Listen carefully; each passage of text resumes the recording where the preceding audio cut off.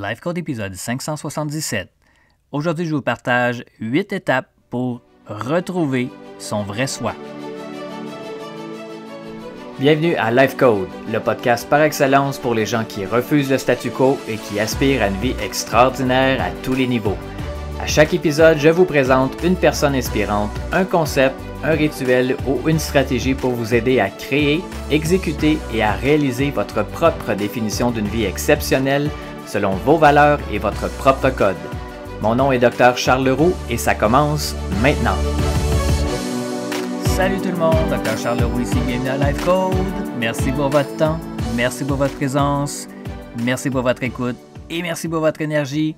Et comme toujours, je vous invite à vous abonner dès maintenant au podcast afin de ne manquer aucun autre épisode, que ce soit sur Apple Podcast, Google Podcast ou encore sur Spotify. Merci d'être là avec moi aujourd'hui.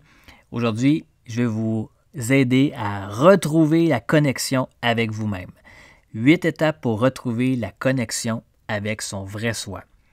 C'est pas nécessairement quelque chose qui est facile à faire, contrairement à ce que certaines personnes peuvent prétendre ou penser ou quoi que ce soit. Le travail sur soi, ça reste quand même un des travaux les plus complexes à faire.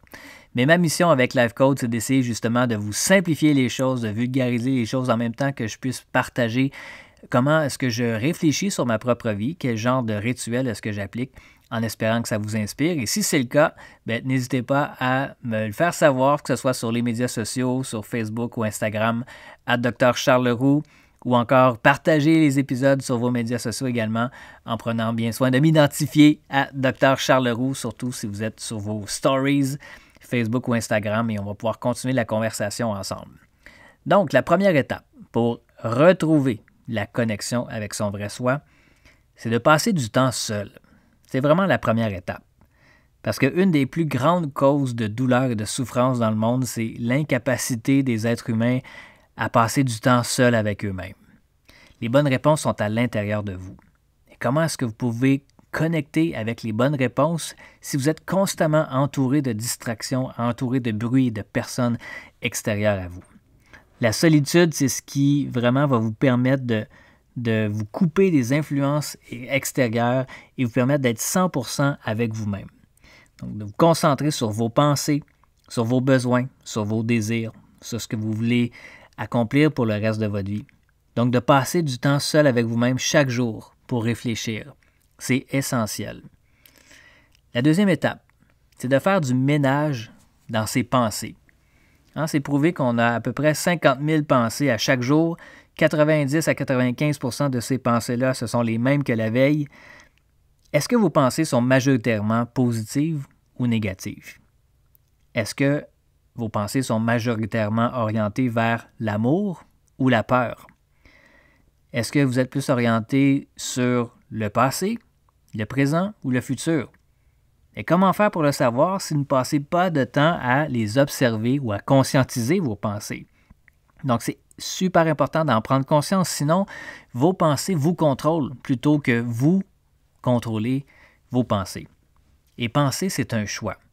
Et choisir à quoi penser, c'est un choix également qui doit être fait conscient. Sinon, on passe notre vie à vivre en réaction par rapport à tout ce qui se passe.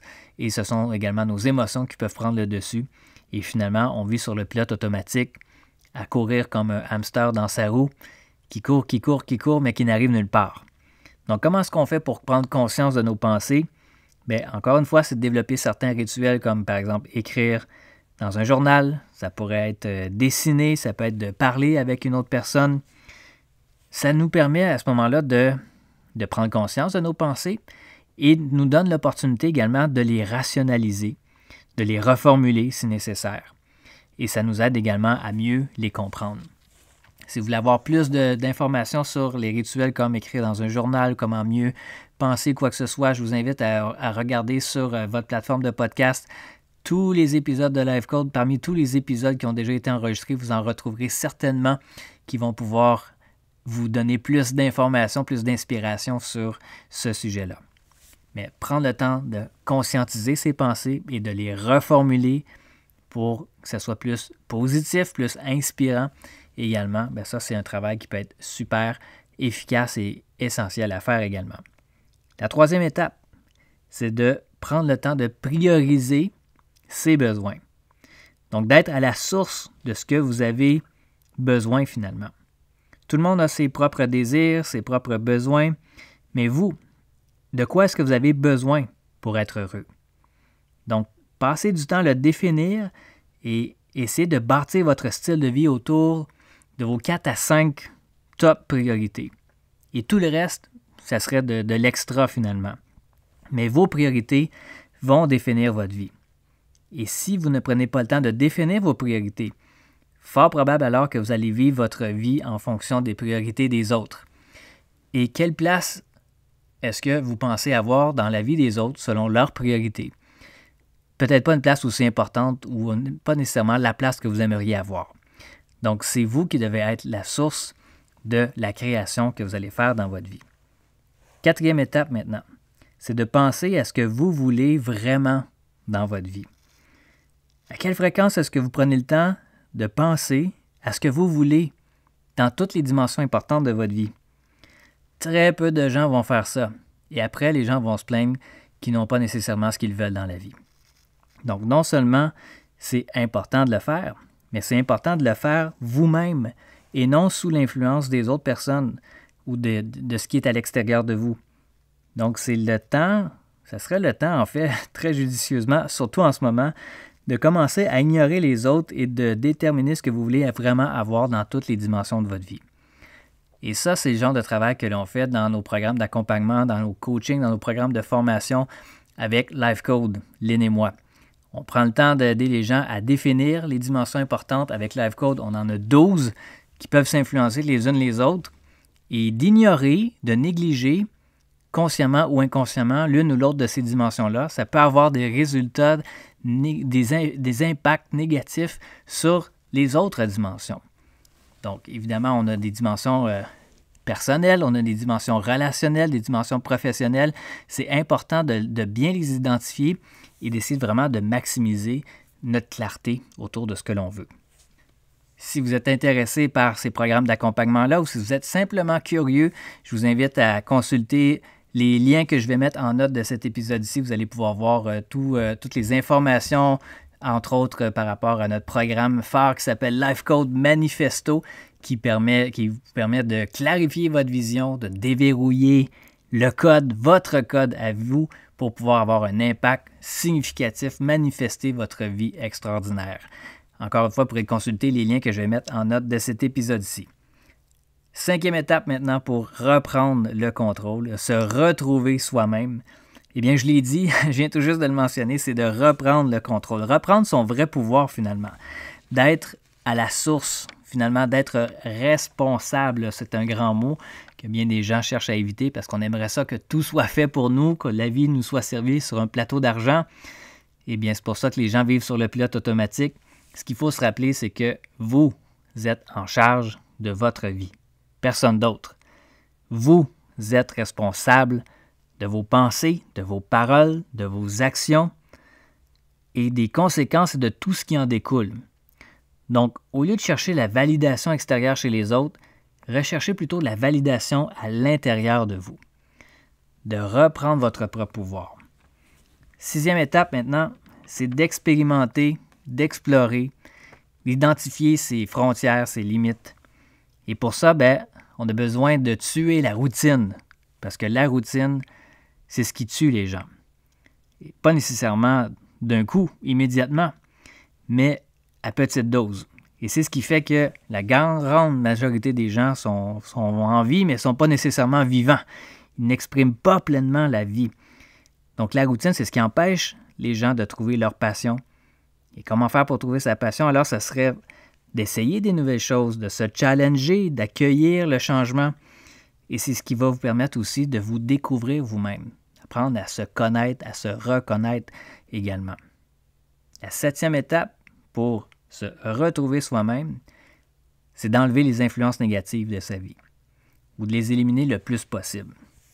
Les pensées, les influences négatives, éventuellement se transforment en choix négatifs, en actions négatives et donc, ultimement, en résultats insatisfaisants.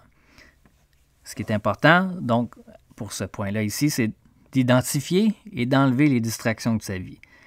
de focusser sur vous, sur ce qui vous énergise, sur ce qui vous élève, sur ce qui vous inspire et renforcer vos fondations en ramenant à vous des influences positives, que ce soit des personnes, que ce soit des environnements ou des objets. Ça peut être également, on parlait d'influence des personnes, ça peut être en personne, mais ça peut être des personnes virtuelles aussi, soit des coachs, des mentors. Vous écoutez des sources d'informations positives, inspirantes, évolutives. Bref, le choix est infini maintenant avec Internet. 8e et dernière étape maintenant pour se retrouver soi-même, c'est de connecter avec son intuition et son essence. Le truc ultime pour se trouver soi-même, ultimement, c'est d'être soi-même. Et ça semble être facile et simple, mais c'est probablement une des choses les plus difficiles à faire. Ce qu'il faut se rappeler, c'est qu'il n'y aura jamais 2 personnes comme vous. Choisissez-vous, parce que de toute façon, tous les autres sont déjà pris. Donc, il n'y aura jamais une autre personne que vous. Oui, c'est simple, ça semble être facile. Comme je l'ai mentionné, ce n'est pas nécessairement le cas 100% du temps, spécialement lorsqu'on vit dans une société et entouré de gens qui ont une image de nous-mêmes, qui veulent absolument que l'on soit quelqu'un d'autre que qui on est réellement à l'intérieur. Mais focussez sur vous, focussez sur votre vie, marchez votre propre parcours, détachez-vous de l'opinion des autres. Vous ne serez pas capable d'être d'accord avec tout le monde, vous ne serez certainement pas aimé et apprécié de tout le monde, mais l'important, c'est que vous soyez vous-même, que vous soyez bienveillant envers vous-même, que vous soyez conscient de vos actions, que vous êtes conscient de votre intention. Et si votre intention est pure, si vous êtes connecté avec vous-même, vous vous priorisez dans vos besoins. Ensuite, vous pouvez poser la question, à quel endroit est-ce que je peux exercer ma contribution? À quel endroit est-ce que je peux servir? Et de cette façon-là, en étant au service des autres qui veulent ce que vous êtes finalement, de ce que vous avez à offrir, c'est ce qui vous rend encore plus vivant. Sur ce, mes amis, j'espère que vous avez été inspirés par les partages que je vous ai faits aujourd'hui. N'hésitez pas à me faire part de vos commentaires, comme je l'ai mentionné au tout début, soit sur Facebook ou Instagram, @Dr Charles Leroux. Sur ce, mes amis, passez une excellente journée et nous, on se reparle très bientôt. C'est tout pour l'épisode d'aujourd'hui. Merci énormément pour votre écoute. Pour en savoir un peu plus sur ma philosophie, mon Life Code 24/7, je vous invite à consulter le site internet charlesleroux.ca. Et je vous invite également à partager le podcast Life Code avec vos amis sur vos réseaux sociaux. Vous pouvez me suivre également sur Facebook et Instagram @Dr Charles Leroux. Et laissez-moi savoir ce que vous en pensez en commentaire, ça me fait toujours un grand plaisir de vous lire. Et finalement, assurez-vous de vous abonner au podcast Life Code pour ne manquer aucun autre épisode sur iTunes. Et vous me rendriez un immense service si vous vouliez m'aider dans ma mission de rejoindre le plus grand nombre de personnes possible, soit en mettant une review ou en laissant un avis sur iTunes et partager le podcast pour que le plus grand nombre de personnes possible puissent exécuter leur code de vie, créer un impact massif et changer le monde pour le mieux. Merci à tous et à très bientôt.